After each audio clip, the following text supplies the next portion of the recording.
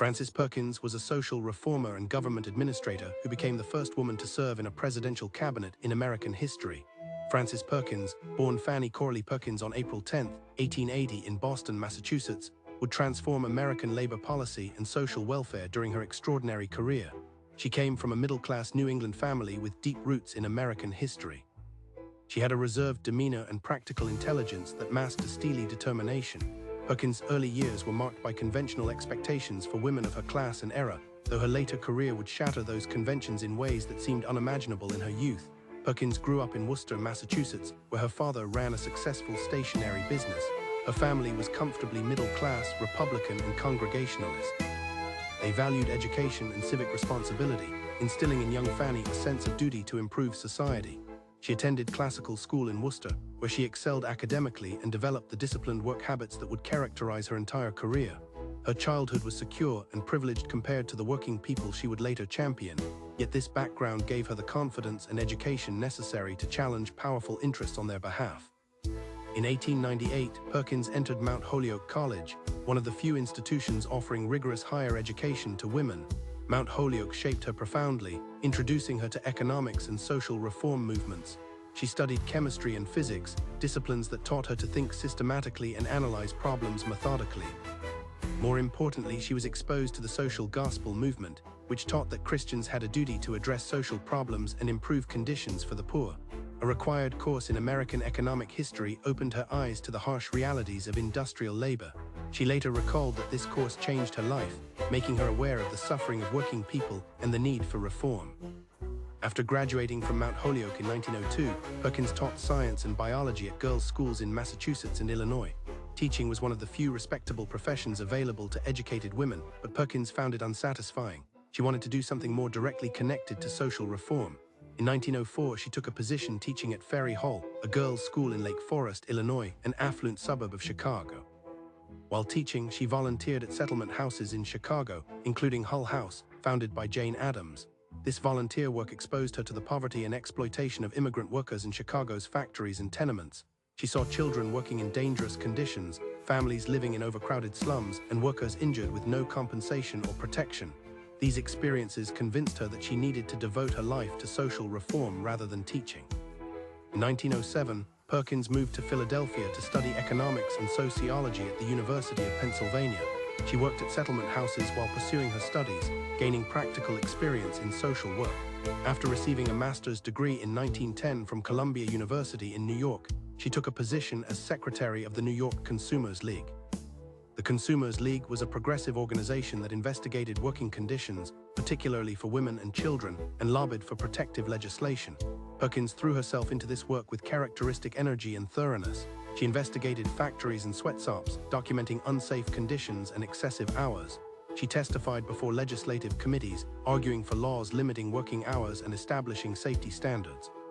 She was learning the skills of investigation, advocacy, and political persuasion that would define her career. On March 25, 1911, Frances Perkins witnessed an event that would haunt her for the rest of her life and galvanize her commitment to labor reform.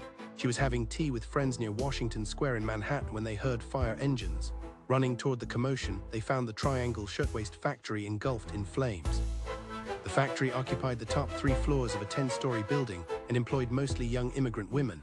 As Perkins and the crowd watched in horror, workers trapped by locked doors and inadequate fire escapes jumped from the upper floors to their deaths. The fire killed 146 workers, most of them young women. Perkins stood on the street watching bodies fall from the burning building, an image that would never leave her. The Triangle Fire exposed the deadly consequences of unsafe working conditions and the indifference of employers to worker safety. In the aftermath of the Triangle Fire, New York State established a factory investigating commission to examine working conditions throughout the state. Perkins was hired as the commission's chief investigator. For 4 years, she traveled across New York, inspecting factories, bakeries, and canneries. She climbed down into dark basement workshops and up narrow stairs to cramped sweatshops. She interviewed workers and employers, compiled statistics, and prepared reports. The commission's work led to the passage of dozens of laws improving factory safety, limiting working hours, and prohibiting child labor. Perkins worked closely with commission members including state legislators Al Smith and Robert Wagner, who would become important allies in her reform efforts. This work established her reputation as an expert on labor conditions and an effective advocate for reform legislation. In 1913, at age 33, Perkins married Paul Wilson, an economist and reformer. The marriage was complicated from the beginning. Wilson suffered from mental illness, experiencing episodes of depression and delusion that would worsen over the years. Perkins kept the marriage private, maintaining her maiden name professionally at a time when this was highly unusual. She supported the family financially while also caring for Wilson during his frequent hospitalizations. They had one daughter, Susanna, born in 1916. Perkins managed to balance her demanding career with caring for a mentally ill husband and raising a daughter, though the strain was enormous. She rarely spoke of her personal difficulties, maintaining the reserved New England demeanor that kept her private life separate from her public work. In 1918, Governor Al Smith appointed Perkins to the New York State Industrial Commission, making her the first woman to hold a state cabinet position. She served on the commission for 3 years before Smith appointed her as the commission's chair in 1926. As chair, she administered the state's labor laws and workers' compensation system. She proved to be an effective administrator, modernizing the commission's operations and enforcing safety regulations more vigorously. She also continued to advocate for new legislation, including a minimum wage for women and children. When Franklin Roosevelt succeeded Smith as governor in 1929, he reappointed Perkins as industrial commissioner, recognizing her competence and expertise. Perkins worked closely with Governor Roosevelt during the early years of the Great Depression. As unemployment soared and businesses failed, she urged Roosevelt to take aggressive action to provide relief and create jobs. She helped develop programs that would become models for federal New Deal policies. When Roosevelt was elected president in 1932, he asked Perkins to serve as Secretary of Labor. She hesitated, knowing that she would face opposition as the first woman cabinet member and that the position would subject her family to public scrutiny. She also worried about her husband's mental health and her ability to care for him while serving in Washington. Roosevelt persisted, and Perkins finally accepted on the condition that Roosevelt support an ambitious program of labor and social reforms. Perkins' appointment as Secretary of Labor was controversial. Labor unions, which had expected one of their own to receive the position, were skeptical of a social worker with no union background. Male politicians and journalists questioned whether a woman could handle such a demanding position. Perkins ignored the criticism and set to work. She arrived in Washington with a detailed agenda that she had presented to Roosevelt before accepting the position. Her program included unemployment insurance, old age pensions, abolition of child labor, minimum wage laws, maximum hour laws, and federal aid to the states for relief. Over the next 12 years, she would see nearly all of these proposals become law. Perkins played a crucial role in developing and implementing New Deal labor and social welfare policies. She was a key architect of the Social Security Act of 1935, which established old age pensions, unemployment insurance, and aid to dependent children. She chaired the committee that drafted the legislation and guided it through Congress. The Social Security Act was the most important piece of social legislation in American history, creating a safety net for millions of Americans. Perkins considered it her greatest achievement, the culmination of decades of work for social reform.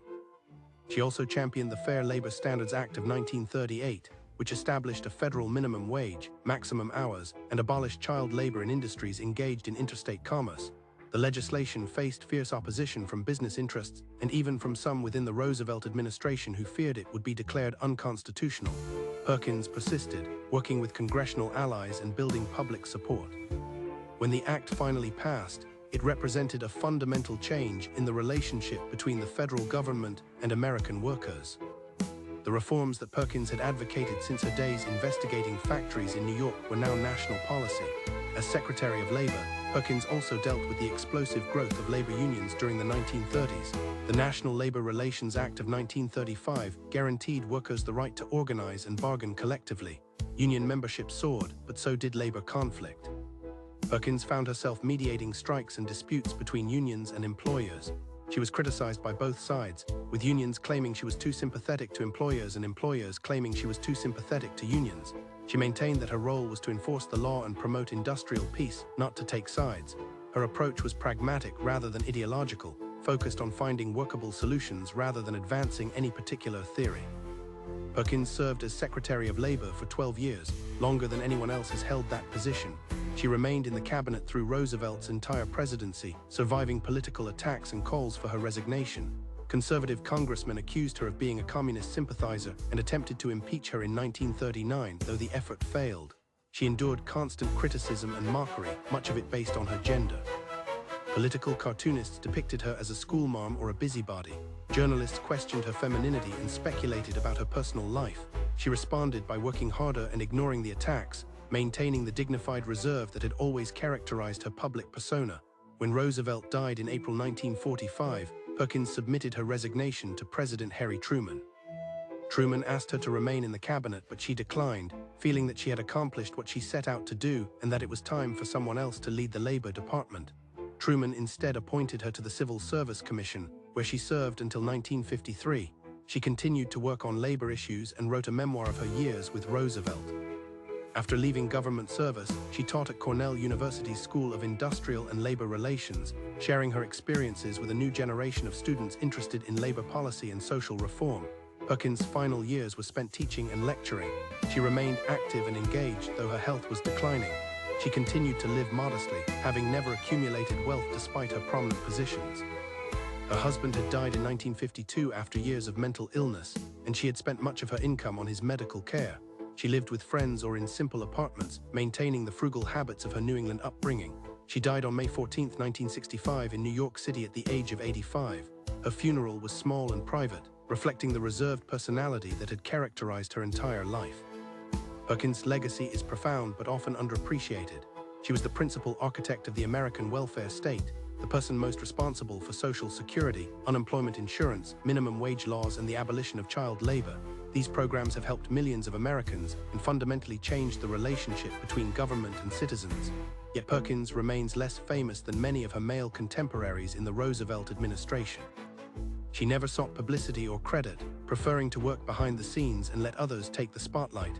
This self-effacing approach was partly a matter of personality and partly a strategic choice, as she believed that a woman in her position needed to avoid appearing ambitious or self-promoting. Modern historians have recognized Perkins' central role in creating the New Deal. They have documented her influence on Roosevelt and her skill in navigating the male-dominated world of politics and government. They have noted her ability to build coalitions, compromise when necessary, and persist in the face of opposition. They have also examined the challenges she faced as a woman in a position of power, including the constant scrutiny of her appearance and behavior, the assumptions about her capabilities, and the need to prove herself repeatedly in ways that male cabinet members never had to do. Perkins' approach to reform was pragmatic and incremental. She believed in working within the system, building support gradually, and accepting partial victories when complete success was impossible. She was not an ideologue or a visionary, but rather a practical administrator who understood how to get things done in a democratic system. She studied problems carefully, gathered data, consulted experts, and developed proposals that could win political support. This methodical approach was less dramatic than the rhetoric of some reformers, but it was ultimately more effective in achieving lasting change. Her personal life remained largely hidden from public view. Few people knew about her husband's mental illness or the financial and emotional burdens she carried. She maintained a strict separation between her public and private lives, believing that her personal difficulties were irrelevant to her work. This reserve made her seem cold or distant to some people, but it also protected her from the kind of personal attacks that might have destroyed a less disciplined person. She endured criticism and mockery with stoic dignity, never responding to personal attacks or defending herself against unfair accusations. Perhaps the most remarkable aspect of Perkins' career was her ability to succeed in a role that no woman had held before. She faced skepticism and hostility simply because of her gender, yet she proved herself through competence and dedication. She did not campaign for women's rights or present herself as a feminist pioneer. Instead, she simply did her job with such skill and effectiveness that she made it impossible to argue that women could not serve in high government positions. Her success opened doors for other women, though progress remained slow for decades after her tenure. Perkins represents a particular type of reformer, the patient professional who works within institutions to achieve gradual change. She was not a radical or a revolutionary, but rather someone who believed that the system could be improved through careful study, skillful advocacy, and persistent effort. Her reforms did not overthrow capitalism or fundamentally redistribute power, but they did make life better for millions of working people. She saw government as a tool for protecting the vulnerable and promoting the common good, a view that shaped American liberalism for generations. In the end, Frances Perkins was a woman of extraordinary accomplishment who transformed American social policy while maintaining a modest and reserved public presence. Her legacy includes Social Security and labor protections that remain fundamental to American life. She is remembered today primarily by historians and labor policy experts, not by the general public, which is perhaps what she would have preferred. She never sought fame or glory, only the opportunity to serve and to make life better for working people. History has been kinder to her reputation than it was to Brian's, perhaps because her reforms succeeded and endured while his failed or were adopted by others. She achieved greatness not through dramatic speeches or charismatic leadership, but through patient, skillful, and dedicated work over many decades.